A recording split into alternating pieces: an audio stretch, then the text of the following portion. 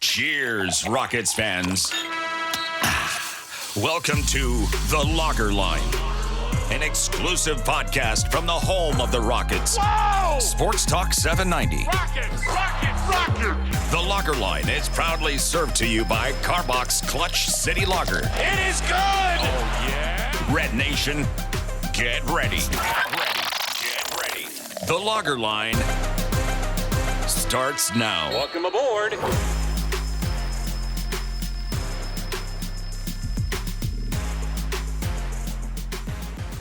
Thanks for checking out another new episode of The Lager Line, again served to you courtesy of Clutch City Lager of Carbach Brewing. I'm Ben Dubose, your host, editor of USA Today's Rockets Wire, and contributor to Sports Talk 790, official flagship radio station of your Houston Rockets.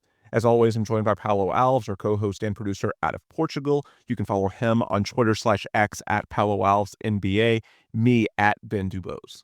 So as we chat this Thursday, January 30th, it's been a simply incredible week and really month of basketball for your Houston Rockets. Since we last recorded a week ago, we talked about the difficult schedule coming up, 2 games against the Cavs at the top of the East, then a road game against Boston, the defending NBA champions, and then second night of a back-to-back in Atlanta. I don't think we officially set expectations, Paolo, but I would have been satisfied with 2-2, and even 1-3 wouldn't have been the end of the world. Somehow the Rockets won all 4. Houston is now 13-4 against the top 10 teams in the NBA by record. So for all the talk about the Rockets being a try-hard team and built for the regular season, actually the results are starting to suggest the opposite, which is that they play disproportionately well against the best teams in the league. As someone that's been an optimist all season long, even my expectations have been blown away by this stretch. To see the Rockets game after game, especially on the road, which as recently as a year ago was their problem, to see the Rockets now, I think, 17-6 away from Houston. They actually have a better road record than home record. The growth for all of this to be happening so quickly is just a phenomenal job by Ime Udoka and his staff. I could not be more impressed. And now 32-14, number 2 in the West, which they will still hold regardless of tonight's result in Memphis. Rockets will be going for the season sweep against the Grizzlies, although Houston already has the tiebreaker by winning the first 3 of 4 matchups. So, as far as what we've learned, I think the place to start our discussion has to be, are the Rockets a genuine contender at this point? Look, the top 3 teams in the league all season long, by record, by prestige, have been the Cavs, the Celtics, and the Thunder. The Rockets just went 3-0 against the Cavs and Celtics, 2 away from Houston. They've beaten the Thunder. The last game against the Thunder, they lost in the NBA Cup semifinal, but it was competitive in a game where the Rockets couldn't throw it in the ocean. We're still within 5 with like 6 minutes left to play. This is a team that, against the upper echelon opponents, they beat Memphis twice earlier this month. They beat the Lakers with both LeBron and AD playing well. It seems ahead of schedule. I think internally it is ahead of schedule. Yet at some point, you are what your results say they are. And the Rockets are a team that, NBA.com's weekly power rankings have them second in the league behind just the Thunder. I still think OKC is clearly the gold standard. It should be noted that the win against OKC and the competitive loss out in Las Vegas, the Thunder didn't have Chet in either of those games, and OKC's average point differential of plus 12.3 per game is just off the charts. By all the metrics, they're the best team in the NBA. But if the Rockets are arguably the second best, you're not far away, and maybe you get lucky in a series. Maybe Luka or someone like that goes off the way he did against the Thunder a year ago. Maybe Shea turns an ankle. If you're in that 2 through 4 tier, not just in the West, but in the league, you might make some serious noise this year. And in the league where there's a lot of parity, and it's not like the Thunder have a ton of MVP candidates. There's a lot of depth. There's a lot of good players, but really SGA is the only true all-star, or at least top 10 level guy. They do have other all-star caliber players. You can certainly make the argument for Jalen Williams and Chet. Don't want to undersell them.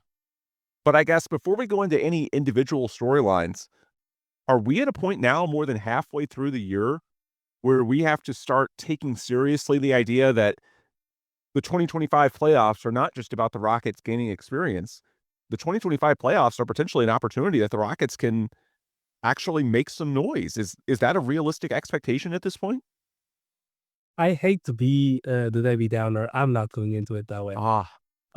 It's listen. First of all, I will highlight that going into January, the Rockets had like the third hardest strength of schedule remaining. They played the Grizzlies twice, the Cavs twice, the Celtics twice, the Nuggets once, the Mavs once, and the Lakers once. And they won all of these games except for that one Celtics loss, which I will add the caveat had no Amen Thompson, no Tari Eason, and no Jabari Smith, even though the Celtics did not have Kalen Brown and Al Horford. I think Amen Thompson has proven to be, just an unbelievable difference maker for this team, and not having him by himself, I think offsets that. And then you add Tari Eason and you add Jabari Smith Jr., which was already out at that point. And it really just, I think it kind of justifies that loss. And so I will say, listen, at this point, you have to start reconsidering how good this team is just because of how good they are against the best teams in the league.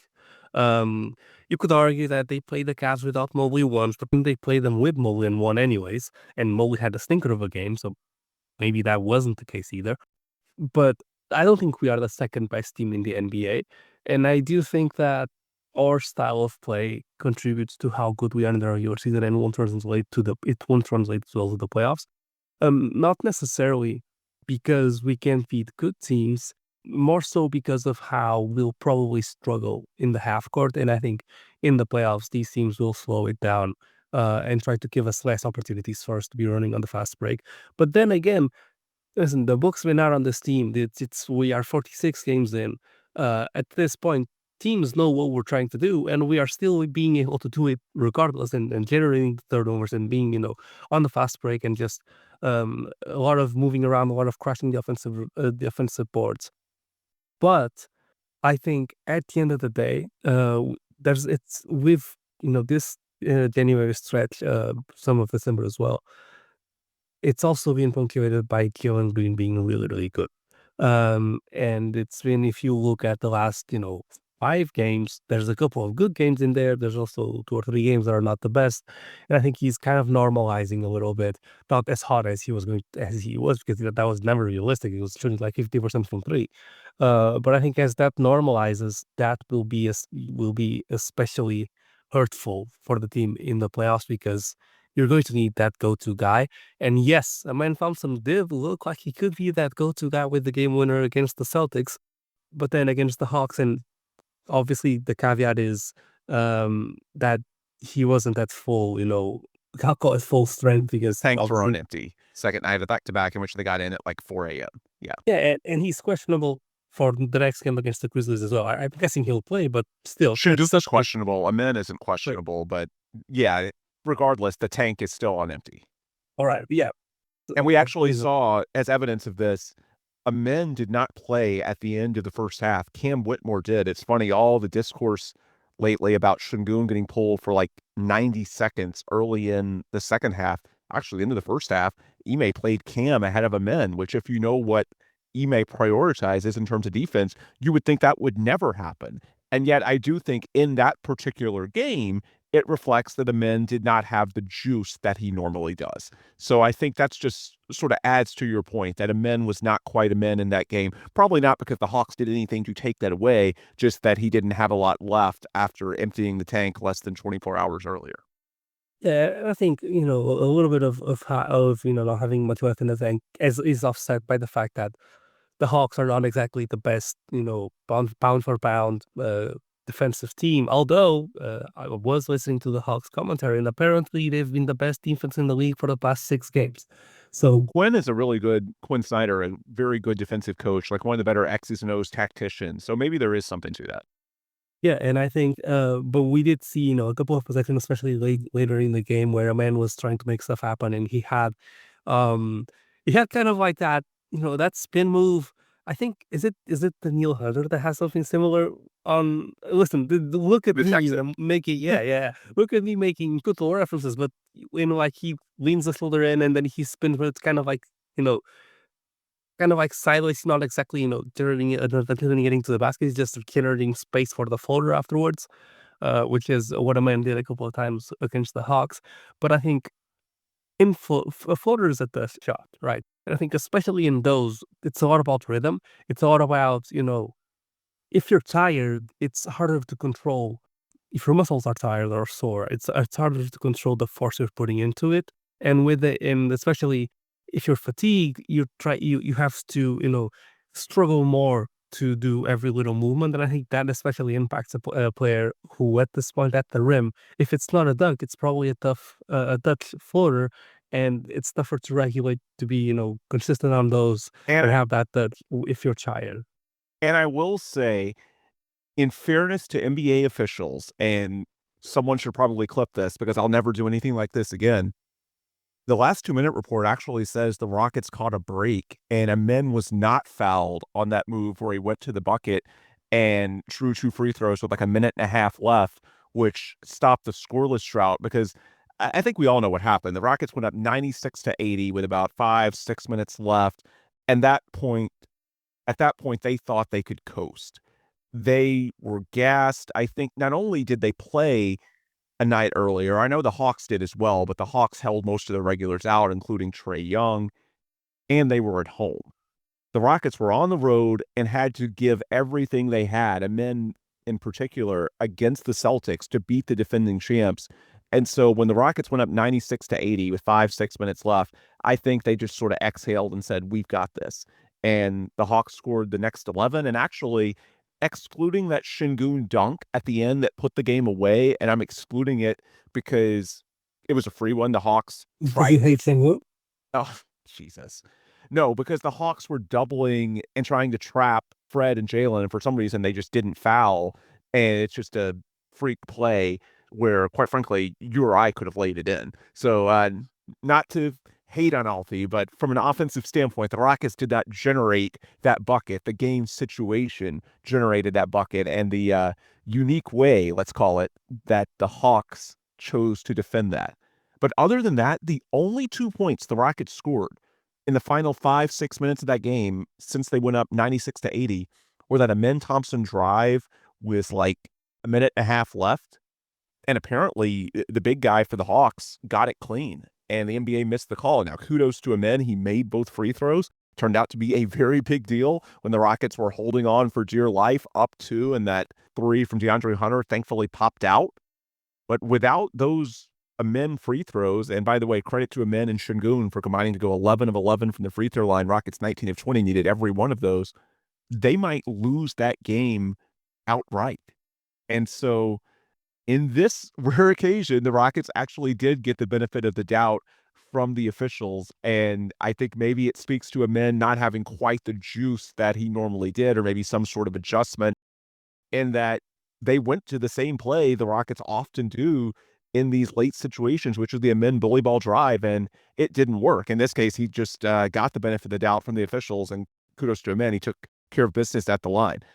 Look, I want to transition this into, so there was a glass half full and a glass half empty case for whether the Rockets are legitimate contenders. And I'll start with what I view as the glass half empty, because you already sort of tied into it, which is the idea that some of this advantage that they have could be eroded once you get into a playoff setting based on the stylistic way in which games change.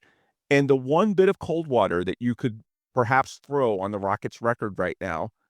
So John Schuin at NBA.com, when he did those power rankings with the Rockets at number 2, noted that Houston has the biggest discrepancy between records. I'm reading this.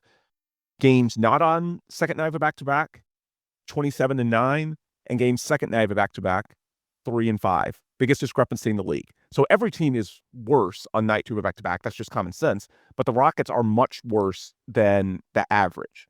Now they're 4-5, but come on. I mean, that win barely scraping by against the Hawks, I don't think it's anything that you say, wow, they have fixed this problem. And I think on paper, there's a reason for this to be the case, which is that the Rockets, their formula for winning, I know it's slumped a little bit of late, but for the season overall, they're a top 4 defense. and they can still tap into that in high leverage moments. We saw that against the Celtics. And then offensively, because they aren't the best half court team, a lot of their success comes on offensive rebounds. Well, when they're a little bit more gassed, those effort advantages go away a little bit, and the lack of skill or half court execution, experience, whatever you want to chalk it up to, can become a little more important. Now, in the playoffs, there aren't back-to-backs. I mean, that's the positive way you can look at it.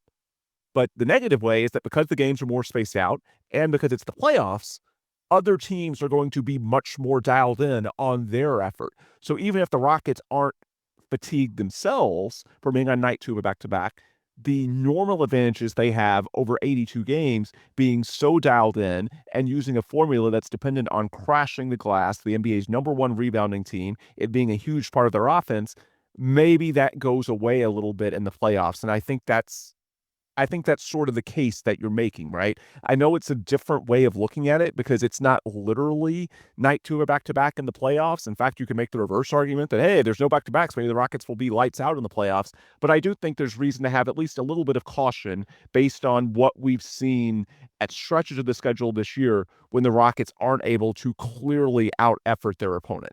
Is that sort of the dynamic that you're getting into, not just for Amen, but for the team overall? I think it will play a role, but I also think that, I guess I'll be the optimistic one on this occasion. I don't think it will be that big of a factor Okay. because I think it's the difference is when we are on the second half of a back-to-back, we can't reach our top level of effort. Um, the difference between that and in the playoffs is that I think our effort is like 130% of what other teams can produce. And on most nights, those teams produce 80 to 90%. And so the gap goes from like 50 or 45% effort, an effort gap to a 30% effort gap. I think we will still be able to get offensive rebounds because we have athletic advantages. It's not just an effort thing. And because our young guys, their motor and listen, Harrison just doesn't stop. Amen Thompson just doesn't stop. Dylan Brooks, the same thing. And another argument, I think Cancun coasts through first halves a lot of the time. I don't think that happens in the playoffs, for example. Like there's a net for us to gain that as well. And I think even if both teams are giving their peak level of effort, our peak level of effort is substantially higher than basically any other team in the league, besides maybe the Thunder. And I think we will have an athletic advantage, height advantage on most situations against probably most teams, except for the Celtics, maybe. With the and especially and with and you'll probably point out that the Cavs have played two bigs, but I'll say they played two bigs, but they played one of the most undersized backcourts in the league. And even though Fred VanVleet's not the tallest guy, he's a pretty good rebounder as well as far as boxing out goes. And Jalen Green is obviously uber athletic. Dylan Brooks is big and strong. He's bigger and stronger than their guards. Jalen, I think we will still have that edge. Whether that edge will be big enough for us to Win 4-7. Yeah, it will be a different thing. And I will also say that I am intrigued to see, listen, with every team, or there's guys that rise to the occasion, right? And there's guys that just play better when the playoffs come. But I don't want to do this, but look at the Chiefs, right? They look perfectly. Are the NBA refs going to cheat for us? I'm kidding. I hope so. No, but I will say we have a full rotation of guys that have never played in the playoff. I guess except for Dylan Brooks and Fred VanVleet. We have like 6 guys that have never played in the playoffs, and we have no idea how they will deal with that. And I think some of them will struggle because that always happens, but some of them I think will shine through. And I wonder, which players will fall into which categories. And I think across the board, I think that is, I think we play with a lot of effort. But I wonder, is that an extra gear for us as well, as far as effort goes? Because of what I said about King typically is better in second halves than first halves. Because, listen, Jalen Green's last game, a lot of people liked the fact that he was just getting to the rim at will. I thought he was lackadaisical and obviously being guarded by Dyson Daniels, one of the best steals guys in the NBA, is not easy. But I felt he was careless, even besides the turnovers, a lot of the time. I want to see a Jalen Green that's locked in from the start to finish. I want to see, like, I I think that there's things that we haven't found out about this team for the negative, which is what everyone will bring up with a young team. But I think that there's edges for the positive that we just have no idea will be there yet because we haven't seen it. It's kind of like unwrapping a Christmas present, right? We don't quite know, but something will happen and we will have just a flurry of new information. It's just a big mystery that we'll just get to find out together about a lot of these guys, which is why, not needing the play-in is such a big blessing because 1 or 2 game sample in the play-in, even though those are really important games, it's not really the same thing. I want to see it through a 7-game sample or a 4-game sample, worst case scenario, or best case scenario if we sweep. So yes, I do think that our effort edge decreases, but I think we'll get edges elsewhere, and I think our cap on effort is higher than basically any other thing.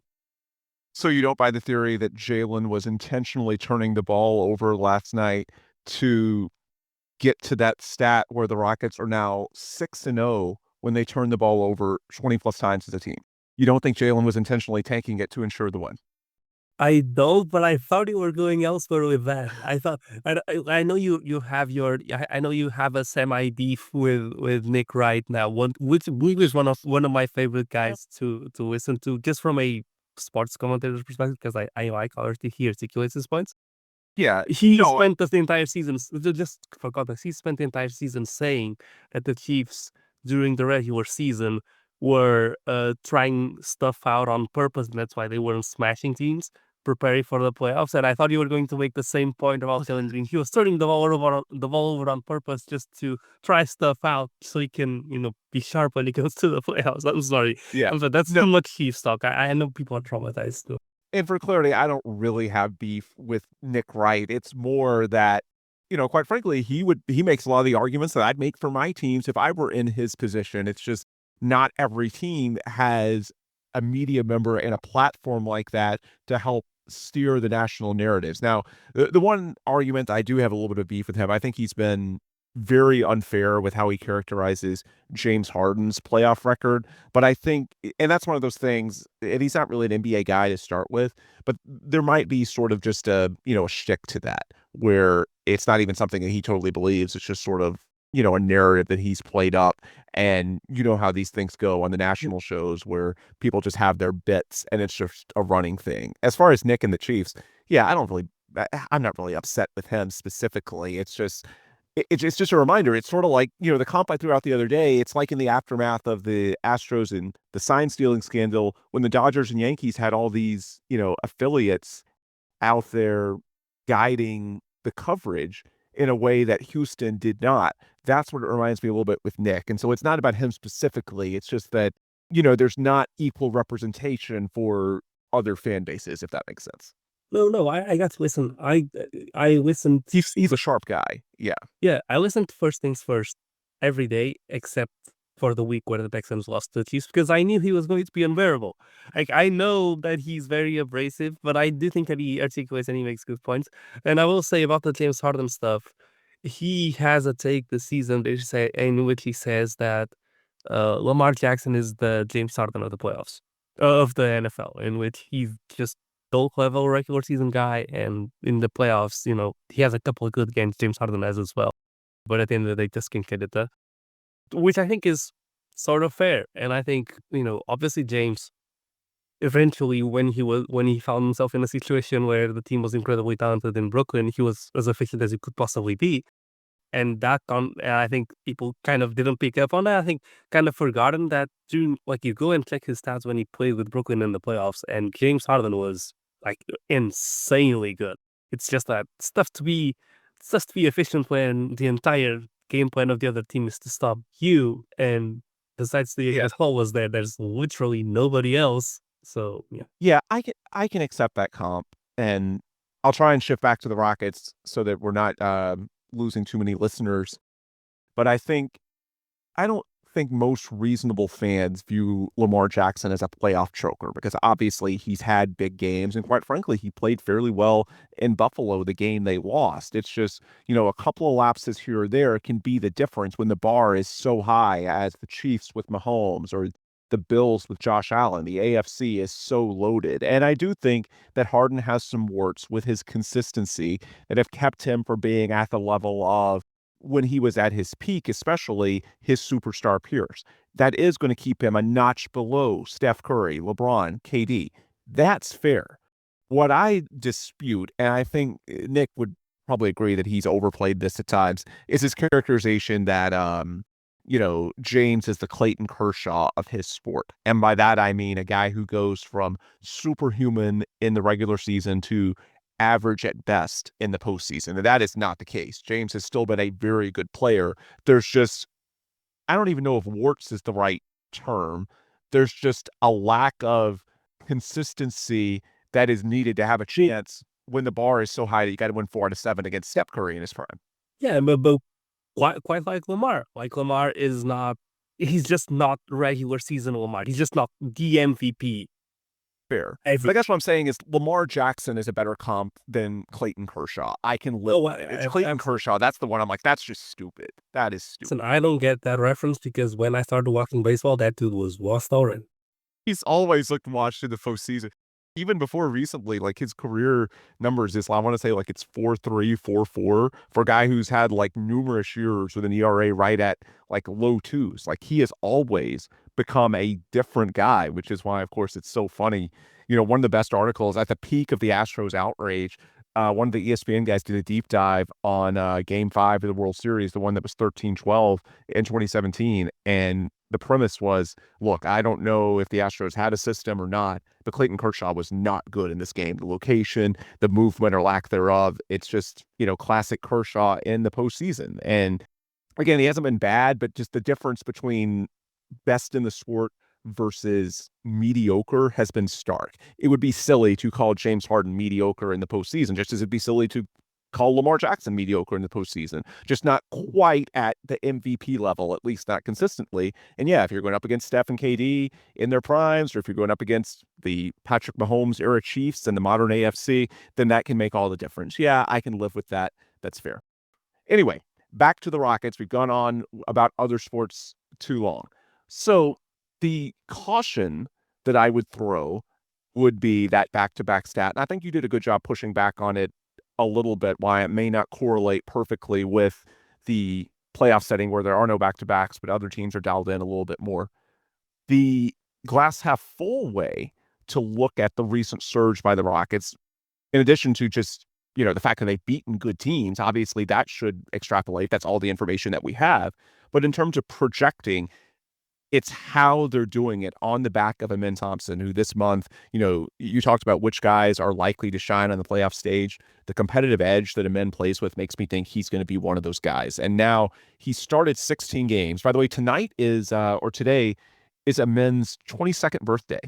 So happy birthday, Amen Thompson, doing what he is doing at 22 years old. And he's been 21 in year 2 in the NBA is just phenomenal. And in 16 games as a starter, 18 points, right at 11 rebounds, 4 assists, about 2 steals, 2 blocks per game on better than 57% shooting. Absolutely phenomenal, all while being one of the best defenders in the entire league, likely first team all defense, can guard 1 through 5. I mean, for all the talk about him being a dynamic perimeter defender, which he is, just ask Evan Mobley about how he can defend the post as well. This is a guy who, to me, is likely to step up his game in the playoffs. And for all the strengths of Alperen Sengun and Jalen Green, and my bet is at least one of them will be an all-star, hopefully, and Sengun more likely will be the one is named an all-star tonight when the reserves are announced by the league office. But even if he's not, the odds are I think there will be an injury replacement or two. That's usually the case in the couple of weeks leading up to the all-star game. And so even if the Rockets don't have an all-star tonight, gun to my head, I think they do. But I think they get one through an injury replacement. And so at the end of the day, it's more likely to be, I'd say 80-20 Sengun, small chance Jalen Green because he's the leading scorer and he's been really good the last month to 6 weeks. But I think they're at the front of the line. They're certainly ahead of Amen because they have more pedigree, they have more experience, the narrative's been building for longer, and so on and so forth. Yet I think we both agree that on a per-minute basis, Amen has been the most impactful player when it comes to winning on this team. You're starting to see him catch on nationally this week after the game winner in Boston, career high 33 points. We heard Stephen A. Smith calling him a future star. Really, the talk of the NBA this week, not just here in Houston, but around the entire country, the world. Everybody's been gassing up Amen Thompson for good reason. And now that he's playing starters minutes since Jabari Smith Jr. went down, then it's not just saying he's the most impactful player on a permanent basis. Well, now that he's, averaging almost 38 minutes per game in these starts, he's just the most impactful player, period. And so my question for you, Paolo, is that if this continues, and I'm simply talking about his recent level of play, I'm not going to talk about, if or when he takes further steps, which he certainly can, but time will tell us whether that's this season, next season, exactly what that looks like. I'm just talking about what we've seen this month since he became a full-time starter, because I do think that most of this is sustainable. Like, you always have to throw out the caveat that young players in small samples, it can get fluky. Jalen's had some hot runs that haven't always been sustainable. But I think with Jalen, the formula has always been a little more volatile because it's about the long-range shooting. The floor isn't super high because he's not really an impact defender. He's not super physical. With Amen, because his formula isn't as dependent or really dependent at all on long-range shooting, because he is such a dynamic defender, because he is such a physical marvel, one of the best athletes in the league, incredibly physical. The floor, to me, is very high for Amen. I don't see any reason why, barring injury, this isn't sustainable. And when you look at those numbers I just laid out for Amen as a starter, and you combine it with being a two-way force, a dynamic defender that can guard any position in an increasingly positionless NBA that's even more valuable, to me, that might be a top 25 player already. When you look at how he dominates games, when you look at the totality of his contributions. And that's where, at least consistently, the Rockets were previously lacking. For all of the strengths of Şengün and Jalen, I don't know if they're quite in that tier. Maybe Şengün is when he's at his best, but this year he's had the issues with finishing that we've talked about in previous pods. And so if the Rockets truly have a top 25 level guy, and I mentioned top 25 because, the All-Star team has 12 players per conference, I think Amen Thompson is an All-Star worthy player. I don't think he will be because I don't think the experience, the narrative is there for him yet. But I think he is legitimately an All-Star caliber player. And if the Rockets actually have that, it undercuts the narrative that's been working against them all season long, which is that, hey, when they get to the playoffs, other teams that they may be matched up against have players that can hit a level that the Rockets' young guys, at least consistently, can't be expected to. Like, let's say the Rockets hold on to the 2 seed or fall to the 3, and then they play a team like the Minnesota Timberwolves, who are the 6 or the 7, and don't have home court advantage. But they have Anthony Edwards, a guy who, and we just saw this a month ago, that game at the end of December, when the Rockets dominated Minnesota for most of that game, and then Ant went turbonuclear in the last 5 minutes and pretty much stole it by himself. The Rockets don't have a player, or weren't believed to have a player of that caliber. And I'm not saying Amen does it in the same way. Obviously, Amen is not the long-range shooter or anything close to that. But if the totality of the impact is legitimately top 25 or higher, then all of a sudden the narrative starts to shift in that, hey, maybe the Rockets have one of these guys that can take over a 50-50 type playoff game and get you to the finish line. It's worth noting, in my opinion, we saw Amen execute in the half court late in close games on the road. That's where I think avoiding the play-in tournament, you mentioned that earlier, a lot of young teams, if they lose that game 1 and or game 2 at home as a favorite playing in the playoffs for the first time, it can be very easy for that to sort of spiral and you go out sad in 5 games, something like that, because it's tough to, flip the momentum on its head on the road, which is what you need to do if it's 1-1 or you're down 0-2. The Rockets playing this well on the road suggests that they have a lot of mental toughness on top of their physical gifts. And that, to me, will suit them well in a longer playoff series. And it's why I'm thankful that they're going to get a longer playoff series, because even if it starts poorly, okay, well, they're not going to be afraid of going on the road and they'll have a chance to, claw their way out of it if that's what it comes to, in a way that, if it's just a 1-game scenario, I don't care if you're at home or not, anything can happen in a 1-game scenario, as you were saying earlier. So if Amen is legitimately at this top 25 level. And I can tell you, there are some people inside the building at Toyota Center that think he is already that caliber of player. It changes the narrative for this team. In my opinion, it makes the Rockets have a higher gear. And I'm not saying that it puts them at the top of the line when it comes to contenders, not saying they should be anything close to a title favorite this year, but it makes it easier to see a path where they can be competitive in the playoffs, where they can legitimately have a chance against almost anybody. Again, I want to see how they play the Thunder when Chet comes back before I make anything declarative on that front. But Amen Thompson at this level, if it's sustainable, not even talking about taking further steps, just what we've seen from Amen this month and as a starter this year, I think it's top 25. And if they have a legitimate all-star caliber player, which I think Amen is on a consistent basis, to me, that changes the profile. What's your view on not just Amen's growth where he is now, but what it means for the overall ceiling of the team once we get to April and May? I think Amen playing this well, I think, first of all, to address the top 25 and the All-Star discussion that I wanted to touch on, I think with Amen, the most important thing for me for this season is for him to make all defense first team. We need to have established within the entire NBA that this guy is one of the 5 best defenders in the league. In my opinion, he's the second best defender in the league.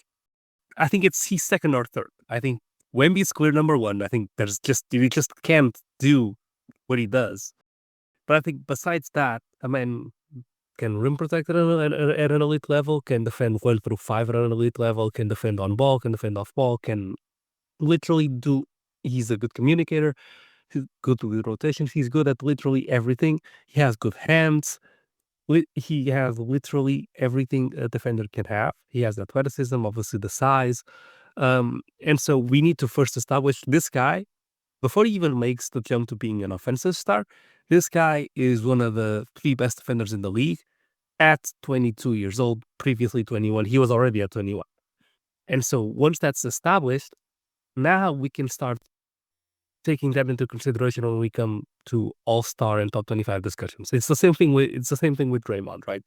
Draymond or Ben Simmons, they have no chance at being a top 25 or an all-star until they gain the defensive reputation, right? So we got to establish that with the men, which is why I need him to be all defense first team. I think that there should be no discussion that he is, but he needs to make a couple of those. Just so teams, just so it's a given that this guy is one of the best defenders in the league. And then when you combine that with what he's doing currently offensively, I do think that at the level of play that he's currently showcasing, he is a top 25 player. And then besides that, when it comes to his impact in the playoffs, I think he benefits a lot from playing with Sengun, and the fact that, Sengun creates a lot of chaos, and he then thrives in that chaos when Sengun's triple team, and teams start losing their matchups, start losing their assignments offensively. Amen just thrives in that situation. Teams don't know who to box out because the shot came off of someone who's getting triple teamed. Teams don't know who they're supposed to defend on cuts, and that's the chaos the man thrives in. And then that also opens, obviously, opportunities for him to pass on the ball on lobs, on cuts, on wraparound passes, on everything, on dump offs as well. And so once you take that into consideration, I think the it factor for us in the playoffs, as I said before, will still be Jalen Green, because he's the guy that can transcend whatever the defense is doing. I think at this point, I still don't have enough information on the man to be able to say, hey, just give him the ball and let him go to work. The handle isn't good enough quite yet. But I do think he can take over games in the ways that he did take over against the Celtics, for example. He's got a lot of offensive rebounds, a lot of cuts, a lot of second chance points, and a lot of fast break points. And then occasionally, when the matchup is right, when the ball pressure, because listen, Celtics are a good offensive team, a good defensive team, but without Derek White, they're not necessarily ball hawks, right? Fair. Tatum's a good defender, Brown's a good defender. They're mostly, contested shot type of defenders. None of them really pressure the ball and take it away, which is what Owen struggles with. Because if he is being guarded by a wing and it's not Tari Easton or Kawhi Leonard, he has the ability to just be strong enough to, like he did in the game winner, to bump people off their spots and get a floater off. And if he's hitting and his touch is right, and he's not in the second half of a back-to-back, we will, over the next week, get more of a sample on this. I think that in the last 2 games, there was literally points that at which Ime Udoka said, hey, you are our best option to go get a bucket, go get a bucket. The man did, right? And I think last possession of the game in Boston, it's as high leverage as it gets. Exactly. And the second last possession, or the first attempt at an inbounds before the foul, they were already trying to get Amen Thompson the ball. So, by the way, that go-ahead bucket that Amen had with about a minute left, it gets forgotten because there were so many big plays on both sides in the last fadeaway. Yeah, that little fadeaway, like from the right side, about 8 feet, just elevating over a big guy. That was a phenomenal shot with a ton of touch, something that you wouldn't think Amen had when you look at his draft profile. 100%. And so I think there's definitely room in the right matchups for him to be that guy. But to me, the guy that puts this team through a tough playoff series where Gilgeous-Alexander is just going off and we can't keep up with him, or we got kind of lucky that Tatum only woke up in the second half, where Tatum's going off and there's just nothing you can do because we can play really, really good defense, but there are the guys where they're going to get a shot off anyways, and if they're hitting, there's nothing you can do. Tatum is too big and too good of a shooter for you to be able to guard them if he's really hot. Shea with his craftiness and his floaters and his little mid-range shots and all of the counters that he has, if he's on, there's nothing you can do about it. Get the Cavs with Donovan Mitchell, not so much, because I think, well, maybe if you have Shingun in the pick and roll, it's hard to stop them, as we saw when they were making all those threes. But in the ISO, I think we can handle him pretty well, which I think is what the playoffs boil down to a lot of the time. But the only way we can keep up with someone like that, if they're really, in a playoff game, is Jalen Green just being insanely hot. Because at that point, listen, Jalen gets, I think... Or Jalen goes for 36. Well, yeah, but it's tougher for Dylan to get the shots, right? I think Jalen gets the best opportunities on the team to take good shots. Like, he generates the best shots. The problem is that he doesn't make them, but so some of the time, right? But he generates the best shots because of his athleticism, his quickness. Truly, he can be really hard to guard when he's hitting. In a way that, Shavon can get great shots, but it's in the post. It's easier to double the post. It's easier to triple team the post and just take him out of the game. Versus Jalen, where you can throw a double team at him, you can blitz him on the pick and roll, but it's tougher to recover from that than it is to recover from a double team in the post. And so because of that, I think Jalen is the X factor. If he's really hitting, if we have to keep up with an offense that we can't stop, Jalen is the guy. But if it's a tough game and we just need timely buckets, I think Amen can do the job offensively and contribute massively defensively as to being just the X factor as well. It's just a matchup dependent thing. I think against the Celtics, I think the Celtics are a weird case because the Celtics can be an insanely good offense. So Jalen will fit more the type of matchup, but at the same time, unless they're quite playing, which we didn't get to see, if he isn't, then Amen Thompson might be, as he was, the better matchup there for a guy to take over. Against the Cavs, I think it has to be Jalen Green just as a result of the Cavs playing extremely big. And then against the Thunder, I think it has to be, if Chet's playing, I think it probably has to be Jalen as well. I mean, it's tough. The Thunder to me, the Thunder are a broken team. I don't know how you beat them. But yeah, just to put your desired question into put a little ribbon on it, I think Amen can still be the best player on the team, but the X factor would still be Jalen because it's a matchup thing. In the playoffs, it's not necessarily the best player from a team in the playoffs isn't necessarily the best player during a series because it's so matchup dependent. And because of that, I think Jalen in most matchups would be the X factor because what he brings, we lack more than Amen. I think it boils down to that. And as far as how the Rockets measure up with the Thunder, they'll actually have 2 opportunities. I didn't realize this, but there's still 2 Thunder games left on the schedule, one on March 3rd in OKC and another on April 4th in Houston. The reason for that is while the Rockets have played the Thunder 3 times, the third was that add-on game because of the NBA Cup. So the Rockets will actually have a couple of games left against the Thunder. I'm with you. They seem to be on a different planet. So it's tough for me to get to the level of seeing the Rockets as a legit contender just for that reason. Although I guess we'll see how they match up. Crazier things have happened. And again, the Rockets have been competitive with the Thunder, although you do have to put the asterisk that Chet Holmgren was not out there in those 2 games. I think a way to sum up all of this, I think we're largely in the same place, which is that at this point, the Western Conference Finals is a realistic goal. Not saying that it should be the expectation. Obviously, there's a lot of parity. There's these teams towards the bottom of the West where, I mentioned Minnesota with Anthony Edwards as an example. You can also throw out the Suns with KD and Booker. We'll see where the Lakers and the Clippers end up. Some of these very top-heavy, star-laden teams that might be a little more dangerous in the playoff setting because they can have their veteran stars play a few more minutes.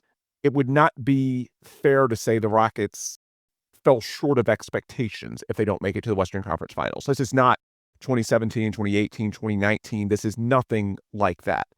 However, I do think it's fair to say that the Rockets can make the Western Conference Finals, which I don't think we really thought even a month ago, certainly not 2 months ago. I think at this point, it is a realistic goal.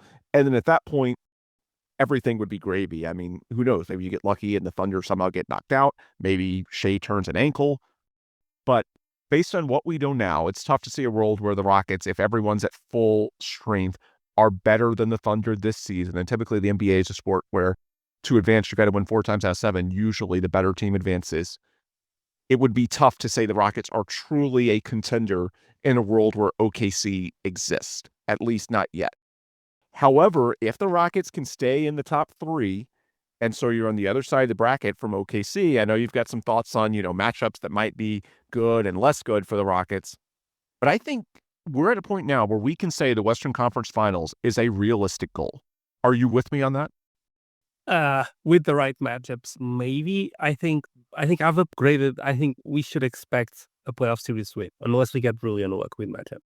But I think it's realistic to say Western Conference Finals depending on how the West shakes up, in the sense that... I mean, they're 3-0 against Memphis.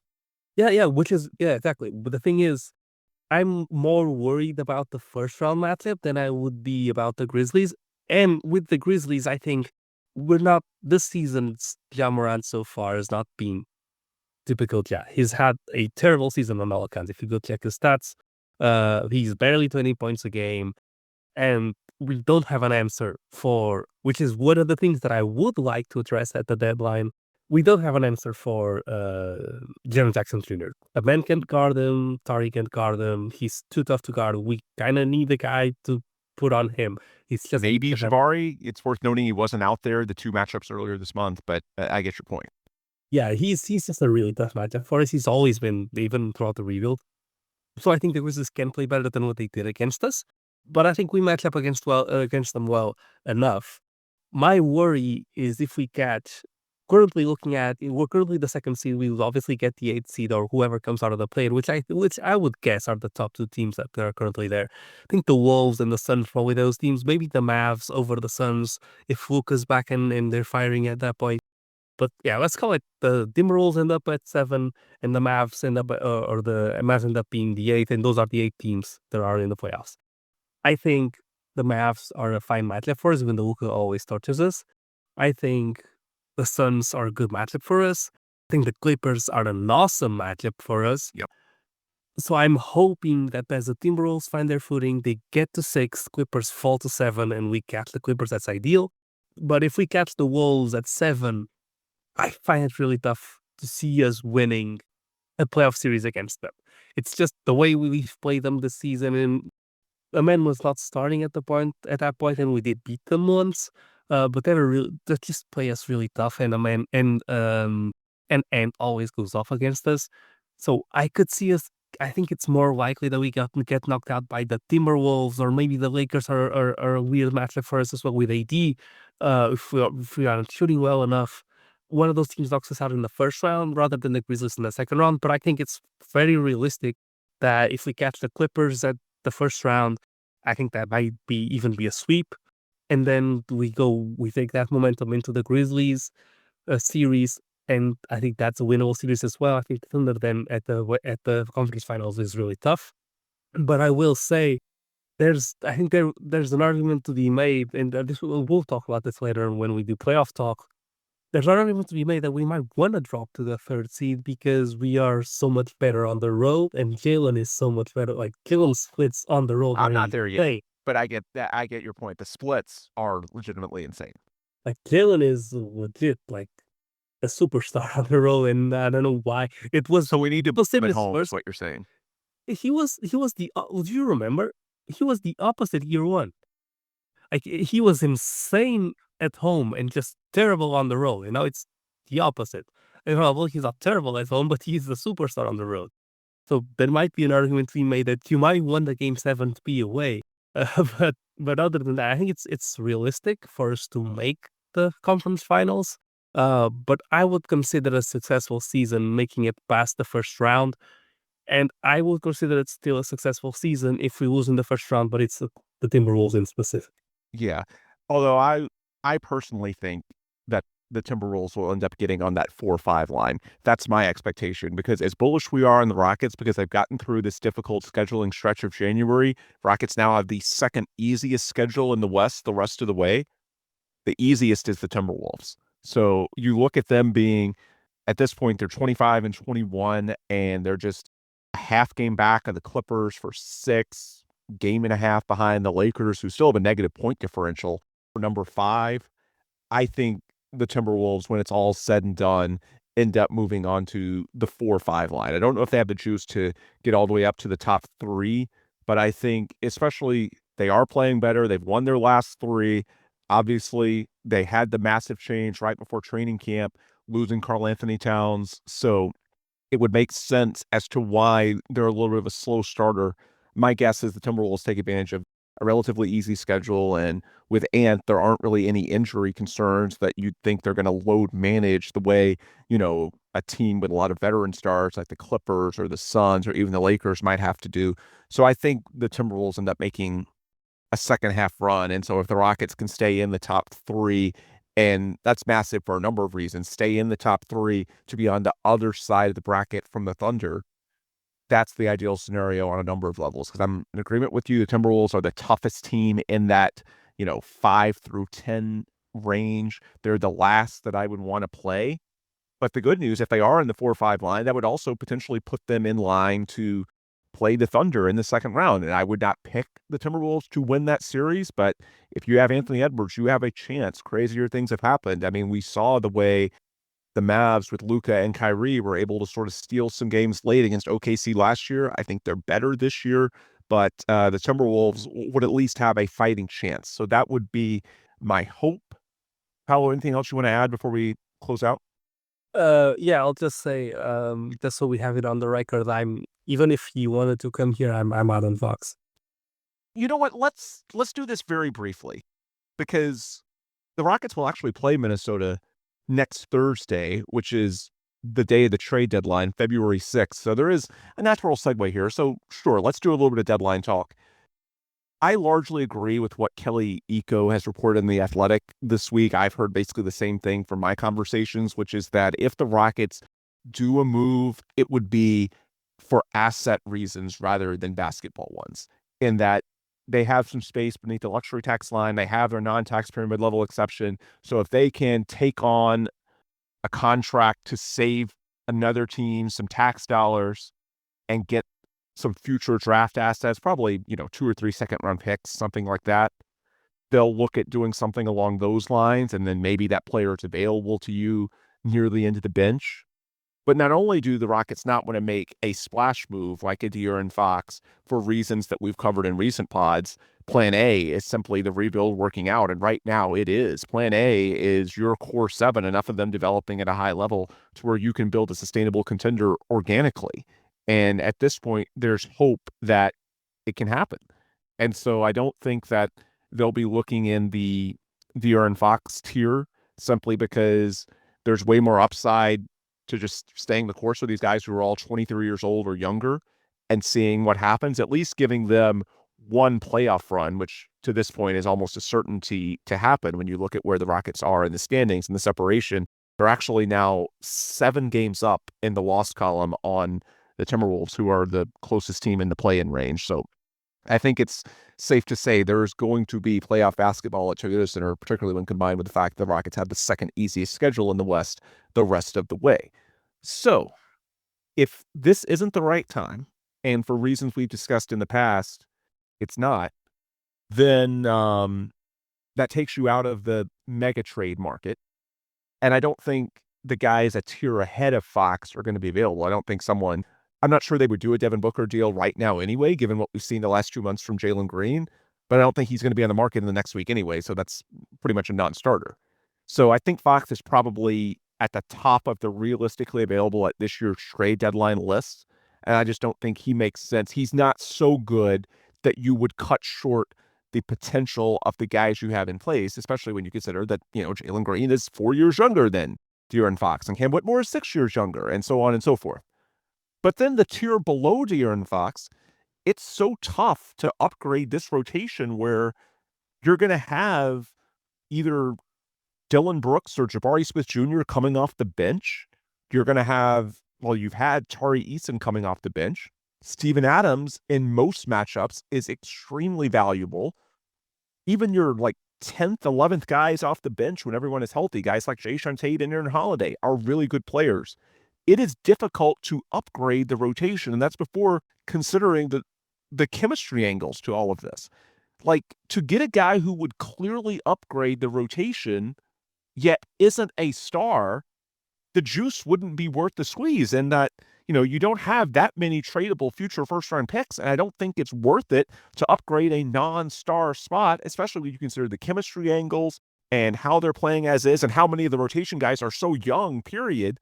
I just don't know what that would look like. And so because of that, I tend to agree with Kelly that any deal that happens at the deadline would be for asset reasons, for business reasons, rather than basketball ones, simply because the way the Rockets are constructed doesn't make sense to get a big name, especially if Fox is the best on the market. And it just doesn't make sense to see how a deal would come together for a mid-tier name that isn't a star, but I guess theoretically you could slide them in as an upgrade to someone in the current rotation. I just don't think that would be worth the asset cost to the Rockets, who we know they want to have a decent stockpile of assets for a superstar move down the line should they need it. So for all those reasons, I think it'll be a quiet deadline. I do not expect the Rockets to have interest in De'Aaron Fox, even if Fox theoretically has interest in Houston, as we speculated that he could. Fox is a Houston native, and as we've talked about for weeks now, it was likely that he would ask out of Sacramento, and apparently he has. With that said, I am interested in following the Fox market because I do think the Rockets would like to have the De'Aaron Fox door available to them this summer. And maybe it's not even for De'Aaron specifically. Maybe it's just about having as many options as possible. But there is a world where if things don't go well down the stretch of this season, and if some of these young guys get exposed in the playoffs, where the Rockets could be thinking a little more trade heavy by this offseason. And so I think the Rockets are hoping that Fox stays put, and I think he could. I mean, it reminds me a lot of when Anthony Davis, another Rich Paul Clutch Sports client, in late January 2019, put out his trade request that had basically a one-team destination, the Lakers, in the same way it seems like Fox at this point has a preferred destination in the Spurs, and yet the deal didn't get done until that offseason. The Lakers were already going to be there in much the same way the Spurs are always going to be there, because it's not like the Spurs are going to win a championship this year, even if they added Fox. And it's not like De'Aaron Fox at 26 years old, as in championship or bust mode right now. So that deal will still be there. And yet there are other teams, if the Kings wait until the summer, that could enter the fray. And even if they ultimately traded for the Spurs, it could help from a leverage perspective. You've got teams like, there have been reports that the Nets could get involved for De'Aaron Fox. Well, the Nets don't want to do that now because they're in full tank mode. But if you wait until the summer when that draft pick is set, maybe they are willing to, get Fox if all it affects potentially is the 2026 pick and not the 2025. And there's teams like the Rockets that might go out sad in the playoffs that want to poke around. And so I think that's where the Rockets are in this. I don't think, they look at Fox as a nice player, but they don't see him as transcendent. They don't see him as in that, Devin Booker, Donovan Mitchell class that we've known for months, maybe years, that they're interested in. I don't think he's quite to that level in the way he's viewed by the Rockets. But I do think that in an ideal world, the Rockets would like him to still be on the market this summer. Maybe there's scenarios, depending on how the playoff run goes, where Fox would make sense for the Rockets, or maybe it's a scenario where, hey, like just the more guys that are potentially available in the trade market this summer, the more likely one of them is going to be available and make sense for the Rockets at the right asset cost because, maybe Fox goes elsewhere, but then that takes the team that acquires Fox out of the market for a guy that the Rockets are wanting to acquire.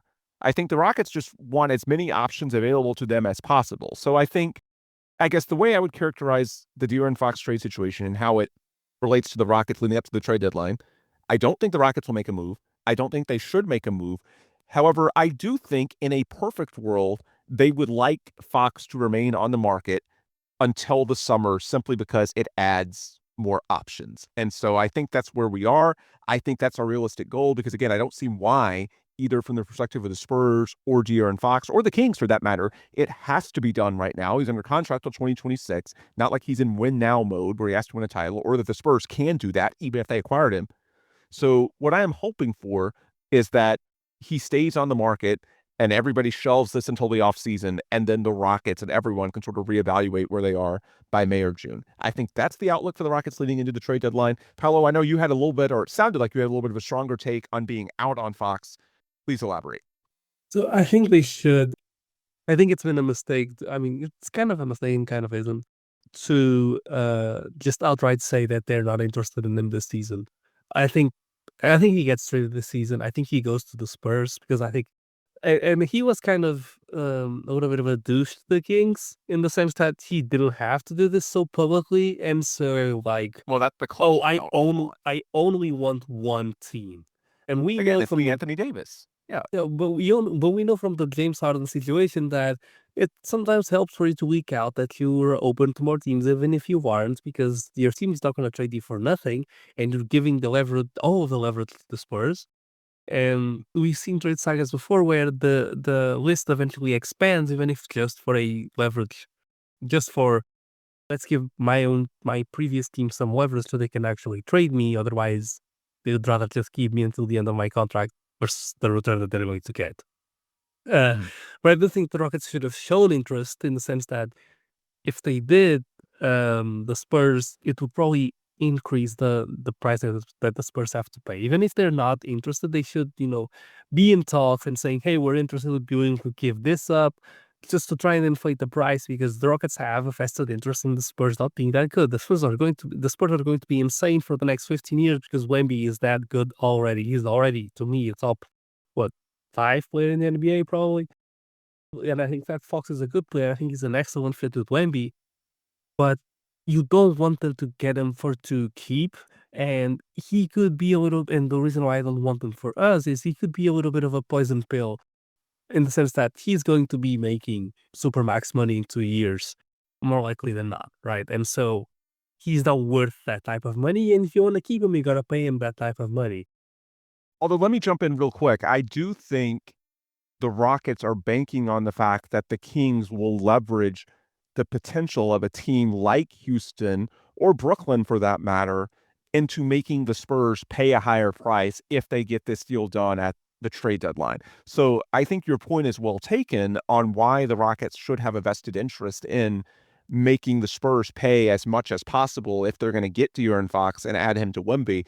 I just think, and hopefully this is the way it would play out, is that the Kings tell the Spurs, hey, if you want to do a deal now, you are bidding against not just what the other offers literally are right now, but we don't have to do this in February. We can take this until June when we all know there are likely to be other teams in the mix that are more incentivized to bid heavily. So if you want to do this deal now, you have to pay more. You have to pay a bit of a premium. I think that's what the Rockets are sort of gambling, and maybe other teams are as well, but the Rockets, or San Antonio being in the same division, the same conference, in-state rival, obviously have even more of a vested interest there. But I think there can still be some leverage simply from the standpoint of the Rockets and other teams banking on the Kings to say, hey, if you're going to trade him now, you better get an absolute premium from the Spurs.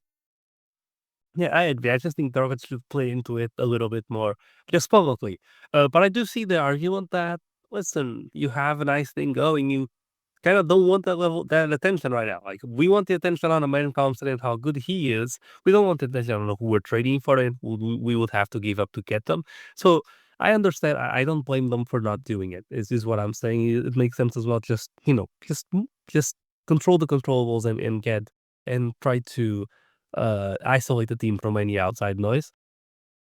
The reason why I'm out on Fox in general is just Amen Thompson at this point has shown too much as a lead ball handler for me to be comfortable getting a guy that's going to get paid that much. That I don't think can really play with Amen, and I think Amen has the higher ceiling. You're And not going to cap his ceiling at Iggy? yeah, I'm not, and that's kind of great. He's Iggy right now. So I will say it has to be a volume 3-point shooting guard next to him, next to Amen if he is the point guard. And Jalen can become that, and he's more likely to become that than Fox is. It's just not Fox's game. It was Fox's game for one season. And if you go and watch, if you go and check out his stats, actually that was his only season like that. Fox had one really, really good season, and now he's come back to what he was before that season. And now that the season, the stats for this year have normalized, I think you can tell that that's just what he is, and he had one good outlier season. And when you looked at it, it was 2 seasons ago. And so when you looked at it as, oh, he was really good 2 seasons ago, and then last season he started off really well, but then fell off, and now this season he's back to those same stats. Like, he was like, when we started talking about Fox, he was at 60% true shooting. He's back to 56 again. And I just don't think he's quite the fit. He's too expensive, and I'd rather pay him in Thompson. It's quite honestly that. And I think with Jalen at his current salary and Shingun having taken a pay cut, I think you can probably get Tari at 15 to 20 million. I think you can get Jabari at 25 million probably. Right? I think you can keep all of these guys together if you play your cards right. If you're paying someone $54 million a year, you can't. I'd rather not do that. And as far as the trade deadline goes, I'm not going to get into all of the plans that I would have. But I would say I'm not spending more than second round picks. We only have 3 tradable ones as it is. I would explore possibilities trading, taking on extra salary with our mid-level exception for more second round picks. I would explore extending Steven Adams. I would explore giving Jeff Green 1 more year on his contract. I would explore giving Fishante the 1-year extension as well. And I would explore trying to get within the guys that are priced at second round picks. I would explore taking a matchup specific guy for a position of need, probably a center, because as we talked about the previous spots, Steven Adams is a very specific type of center, not necessarily the best matchup for a lot of the bigs in the league, probably because he's a drop big as well. Shengun's obviously not. I think the Robert Williams stuff really makes a lot of sense, even if he doesn't play, even if he's not a rotation guy on the regular. He probably can't be, so he probably can manage him to play, 40 to 50 games this season and have that really huge bunch off the bench with having him. I checked out, because we talked about Jaren Jackson Jr., how Jaren Jackson fared against Robert Williams. Well, back when he was with Boston and he was the starter, I'm not going to look at the Portland numbers because he's playing with DeAndre Ayton and all of those guys, just different context completely. And he played 2 times against Boston in the 2020, once in the 2022 season, 2022-2023, and once in 2023-2024. And he had 20 points and 15 points through shootings of, I think the average is out to like 58%, which is not crazy. Basically, he didn't go off the way he typically goes off against us. And I wonder how that matchup, ends up playing out. And he could be the guy that if he costs second round picks, he's, a different type of center. He's kind of adding a different weapon to your toolkit. And so it makes a lot of sense. He makes a lot of sense for me. I think it might make a lot of sense to bring in a pure shooter. I don't know who is available that would fit, as long as they only cost second round picks. I think it could make sense to bring in a small ball 5, just in case. I don't know I know the timeline with Jabari. He's supposed to come back this season. I don't know when he comes back, how he's going to come back. Yeah, I don't know how he's going to come back. So it might make sense. That might be Jeff Green in the playoffs, maybe. it's tough to make the argument to go get a small ball five that can shoot, because if Jeff Green were on another team, I'd probably argue for us to try and go get him. So maybe that one doesn't fit as well. But yeah, I'll be looking at trying to get, extra weapons and versatility with lineups for Ime Udoka, so we don't have another Cavs situation where, or even the Celtics as well, where we're just struggling guarding the pick and roll, and we're just struggling because Jalen Green's not knocking down shots and Devin Brooks is not as well, and now all of a sudden what do we do? So I'll bring in insurance policies or different kind of archetypes to try and in specific playoff matchups to have that extra versatility, because we have the salary to do that. While we should pursue those types of opportunities, because just look back at the James Harden years. We had that rotation, and that was the rotation that we were going to go with. It either got us there or it didn't, and there wasn't a lot of optionality besides the guys that we had in the rotation to begin with from the beginning to the end of the playoffs. Yeah, and it could be that a deal like that is done in combination with taking on a salary dump from another team, and that, if you're bringing in a couple of second-round picks for helping some other team duck or minimize their luxury tax bill, then maybe you're more likely to send out a second-round pick or two to bring in someone like a Robert Williams that can be used situationally. And so on balance, you end up right where you were before, and you're recouping what you sent out. Yeah, I mean, I could see something situational like that happening. What I was pushing back on is the idea of a Cam Johnson type trade, someone that would cost at least one first-round pick, but is not at a star level. That's where the juice isn't worth the squeeze, in that the upgrade to the guys who are in your rotation now is not enough to the downside, to offset the downside of not having those first-round picks available for future bigger trades that you might need down the line. And I think De'Aaron Fox is in that bucket as well, at least based on how Amen and Jalen are currently performing. Now, it's possible our views evolve depending on how the season finishes out for Jalen and Amen, especially how the playoffs go. We'll see how Fred VanVleet ages as well. There's a lot of variables that could change between now and May or June, but based on what we know right now, I don't think any of the names potentially available in the first round bucket makes sense for the Rockets, simply because it's not enough of an upgrade. You're pretty much in the highest tier you can be, short of adding a superstar, and someone like that isn't on the market right now. And at that point, it just isn't worth the deal, especially when you look at how deep the team already is and how young the team is in the context of what you would be losing in terms of your optionality for a bigger move down the line, should you need it. And then to close the loop on Fox as we wind down the pod, I think it would be a bitter pill to swallow to see him go to San Antonio. But the one thing I will say about that, the Spurs are going to get somebody. There will be a segment of the fan base that says, yeah, just don't let him get San Antonio. Well, look, Wemby's a draw. If it's not De'Aaron Fox, it'll be somebody else. I know in a perfect world, the Spurs would always be bad. They're in your division. It's going to be a nuisance when both the Rockets and Spurs are contending at the same time. But if it's not De'Aaron, it'll be somebody else. Quite frankly, I could see the argument that maybe it's better that they spend a lot of their capital on De'Aaron Fox, because while a very good player, I don't think anybody would consider him to be a truly great player. I think Wemby would be the only guy in that clear top 10, even top 15 level. So maybe it's better that the Spurs use a lot of their assets to get De'Aaron Fox, and you do want to make them use a lot of those assets. But just from the standpoint of, okay, then they don't have those assets to turn around and trade for someone who is potentially in that top 10 or top 15 level, which I think we both agree that De'Aaron isn't at. So yeah, in a perfect world, the Spurs wouldn't get De'Aaron Fox. I just think the thinking there is just a little too idealistic from some fans. If it's not De'Aaron, it's going to be somebody. The Spurs are going to get a co-star around Wemby. It's just a matter of who that co-star is and exactly what age, what tier he is in. And so De'Aaron Fox wouldn't be ideal. You want to make the Spurs pay up, but don't think it's the end of the world either when it comes to, how the Spurs and Rockets match up long term, and who the contenders are moving forward. Not just, the Spurs aren't going to be contenders this year no matter what, but when we look at, the remainder of the 2020s and what the rest of the window for the Rockets looks like.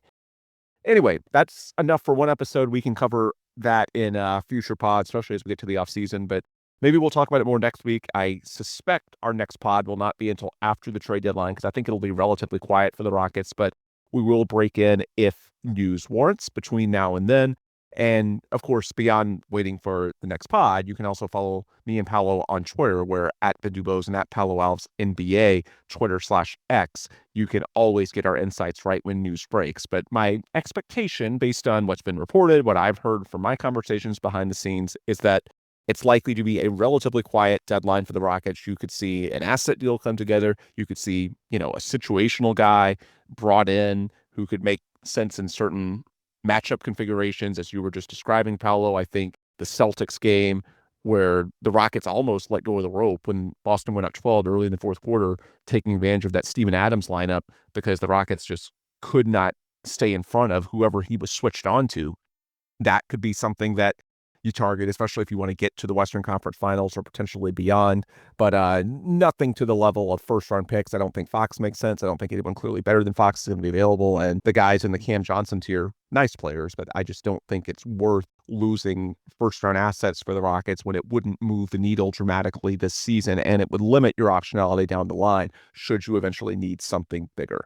So we'll put a bow on this episode there, and until next time, I mentioned where you can follow me and Paolo on Twitter, but also this show, The Logger Line, follow that. And if you hit up the link tree in our Twitter/X bio, that's where you can find links to all the friends, partners, sponsors of the program, Sports Talk 790, USA Today's Rockets Wire, Carbach Brewing. Please consume their content. Also, Apple, Google, Spotify, all the distributors of this program.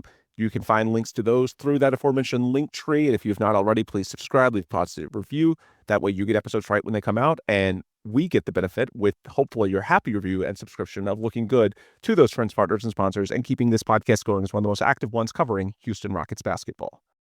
All right, with that, we'll finally put a bow on this. For Paolo Alves, I'm BenDuBose. Thanks as always to all of you for listening, and please come back soon for another new episode of The Logger Line. Go Rockets.